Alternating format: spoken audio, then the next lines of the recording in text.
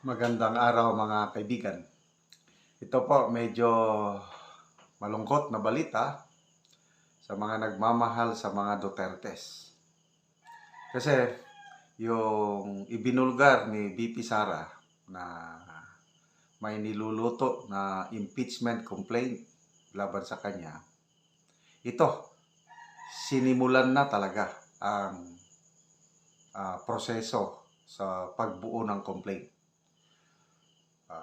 Isinagawa ito ng iba't ibang grupo na connected sa Makabayan Black. Okay, panoorin o pakinggan natin itong balitang ito ng UNTV.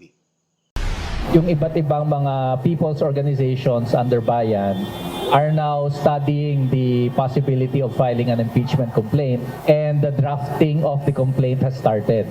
Isang araw matapos ideklara ang session break sa third regular session ng 19th Congress. Inihayag ni dating Bayan Muna Representative Teddy Casino na ngayon chairperson ng bagong alyansang Makabayan na sinimulan na ng people's organizations ang pagbuo sa impeachment complaint laban kay Vice President Sara Duterte. Sa gitna ito ng ginagawang investigasyon ng House panel sa paggastos ng pondo ng Office of the Vice President at Department of Education sa mga nakalipas na taon. Ayon kay Casino, bukod sa kanila may iba pang grupo na kasama sa pagbalangkas ng reklamo laban sa pangalawang Pangulo. Sa ngayon, dalawa lang ang pagpipilian ni VP Duterte sa mga kontrobersyang kinakaharap nito. Ang tingin namin, ang choice na lang ni Sara Duterte is either to resign or eventually to face impeachment. Tingin namin marami pang ibang lalabas na mga issues na tinatago. Ang catch-all naman talaga na ground dyan ay ang betrayal of public trust. Diba? Yung mga ginawa niya. Ngayon, prioridad para sa pagtingin ng bayan muna na mamamayan ang mag-file ng complaint at mga people's organizations yan. At hindi kami mangingiming susuporta dyan. Naninindigan naman si VP Sara na hindi siya aalis sa pwesto. Sa gitna ito ng panawagan ng ilang mambabatas, gayon din ng mga kritiko ng pangalawang Pangulo. Ang track ni Franz Castro, ni Trillanes is impeachment. Gumawa sila ng isa pang track na resignation. Parang kapalabas nila, impeach ka namin for wrongdoing, whatever. And then, itong isang grupo na ito, umalis ka dyan. Kasi kapag hindi ka umalis, kapit-tuko ka. Meron bang tatayo na impeachment kung sa mga complaint na ito ba ay may mga form, may substance, yung mga tinitignan dyan eh. Kung wala naman yung mga sabi-sabi lang, baka hindi matuloy. Pero kung matibay din naman, siguro baka meron.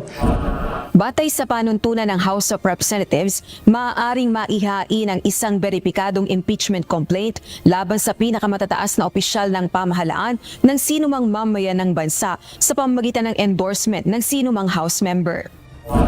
Ilang probisyon ng Articles of Impeachment ay ang culpable violation o tahasang paglabag sa konstitusyon, treason o pagtataksil sa bansa, bribery o panunuhol, graft and corruption o tahasang paggamit ng posisyon para sa sariling ganansya at katiwalian, iba pang matitinding krimen at pagsira sa tiwala ng taong bayan. Gayunman, dadaan ito sa House Committee on Justice na siyang magpapasya kung may matibay na batayan ba o ebidensya ang reklamo.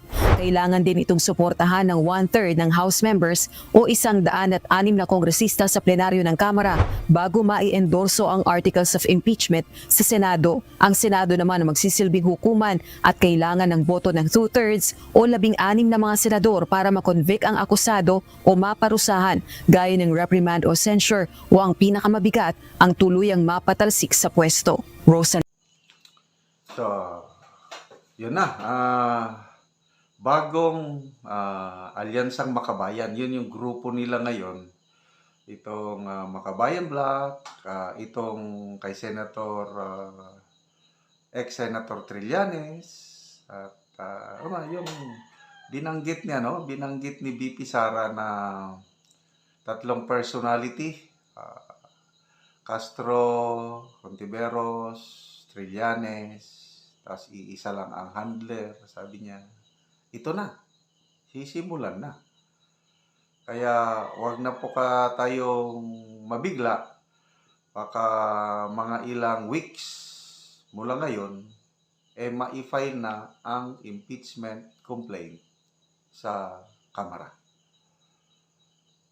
So sabi nga ni ex-Senator Trillanes is 22 articles of impeachment ang naihanda na at may pang 23 na article yung aligasyon ng former USEC ng DepEd si Gloria Mercado na nagbigay daw ng 50,000 pesos per month si BP Sara dito sa disgruntled USEC na ito.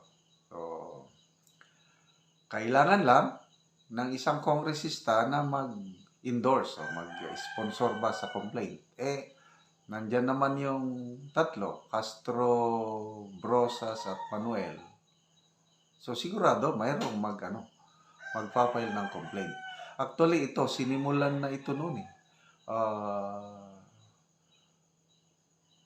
Umugong na itong impeachment na ito. Sila rin, Makabayan Black din, na-impeach si BP Sara. Kaya lang, nung nagsalita si President Marcos Sr. na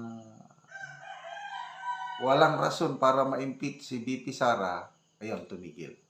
Kasi noon, medyo buo pa ang unity. Ngayon, tuluyan ng kumalas si BP Sara sa admin. Nag-resign na siya. Kaya ito, sa tingin nyo, matutuloy na kaya? Talaga, after the break, yun na. So, i-file yan sa Committee on Justice. I don't know sino ang chairperson dyan. Ay, sayang, dati, Vice Chairman si Congressman Marcoleta sa Committee on Justice. Tinanggal na siya. Ay, no. So, lahat ito, parang lumalabas, preparasyon na. Wala nang malakas na boses sa Committee on Justice na didepensa kay BP Sara kasi nawala na, tinanggalan na ng vice chairmanship si Congressman Marcoleta. Anyway, let's wait and see. Ayun, mabuti at na-interview nila si Congressman Tulfo. Sabi niya, pag-aralan, form, substance, mabusisi naman yan. Kaya lang kung planado na daan kung totoo yung sabi ni BP Sara na may handler, may director sa likod, kung sino man yon, hindi man pinangalanan, madali na lang yan. It's just a numbers game. Ito, so, si BP Sara naman, nagbanggit na siya na meron akong video. Pag ilabas nila yung kanilang plano, ilalabas ko rin itong video kong ito. Ano kaya ang tanong is, ano naman kaya ang laman ng video na yun? Okay? I'm sure connected yun dito sa impeachment trials. Sabi naman ni Senator Trillanes, ex-Senator Trillanes, bluff lang daw yun. Pananakot. Anong laman ng video, ilabas. Challenge niya si BP Sara na ilabas. Yung timing ng paglabas ng video, hintayin natin kung kailan ilalabas yung video na yon na parang pasabog ni BP Sara tungkol dito sa impeachment raps na ihain. So, when was the last time na nagkaroon ng impeachment? I think ang very